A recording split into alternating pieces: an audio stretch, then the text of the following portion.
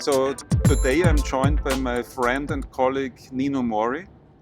And so Nino and I are in the car to our client, and on this short trip we will talk about the current supply chain disruption. And so we will focus mostly on the automotive and high-tech industries, as we are most familiar with these two industries.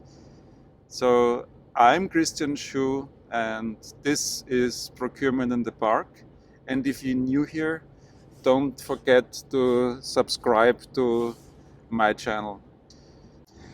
So Nino, the current crisis and supply chain disruption started about 6 to 7 weeks ago in the Wuhan area.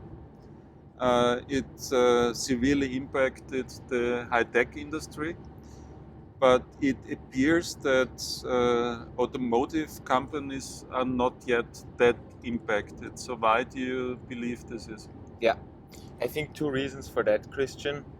One, the automotive industry, by contrast to the high-tech industry, is sourcing highly capital-intensive goods from the Chinese areas. Yeah, while the high-tech industry has all of their final assemblies there, and these are these mega factories with 20 to 300,000 employees that are highly impacted by the virus.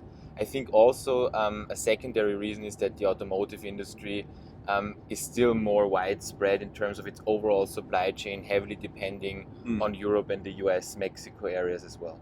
So if we compare the current crisis with what we have seen over the past 2 decades, like earthquakes, tsunamis, and floods, so is there a difference between the current crisis and what the industry experienced then? Right.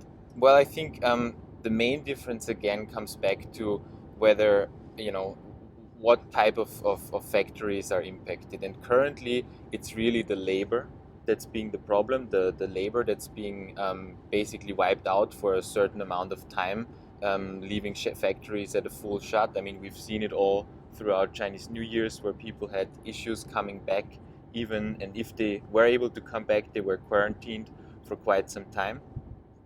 I think the other piece is that as the current crisis is now spreading, we are also seeing a much wider reach versus sort of very focused natural disaster like an earthquake, like an tsunami or something like that. Yeah. I think when I think risk assessment and also what we're discussing with our clients, that's precisely the first criteria I would adopt.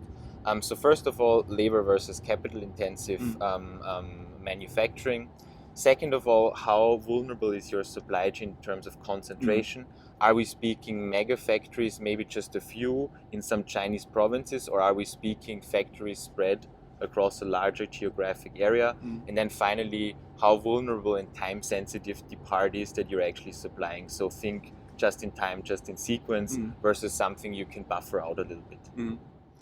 So following through on this thought, for a car maker, so what type of supply do you believe is the most vulnerable, and what should car makers do? Yeah, so I think let's take a wire harness, for example. I think that's one of the more vulnerable parts, simply because it fits exactly that risk profile we've just discussed. Now, what can you do? I think the first piece of advice is not to panic. Yeah, people always need to come first. You need to make sure your people within the supply chain, they are safe, they have the necessary precautions taken. When you look into the supply chain, you need to take a forensic look at what you can do. Basically, don't start buying up all of the parts, and in some cases this will also not work. If you think wire harnesses, you will have very car specific sequence of production you cannot buy up simply and put it on stock. So what you can do is actually think about spreading your risk. Yeah, as you know, most of your suppliers will have several production sites. They will have them spread across, parts of Eastern Europe, Northern Africa, etc. And then also take a look at how flexible you are within your supply chain. So you might have 3 factories that are available: one in Tunisia, one in Mexico, one in Serbia. but also think about how easy is it to transfer if one factory is impacted, the type of wire harness or type of part, how easy is it to transfer to the other factories, and that will require some precautions at your supplier and some pre-work to be able to be that flexible. Okay, Nino, thanks a lot. Thank you for being on the channel.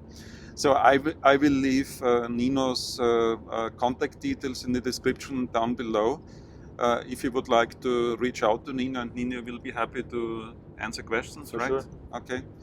Guys, thank you for watching and see you in the next video. Bye. Bye.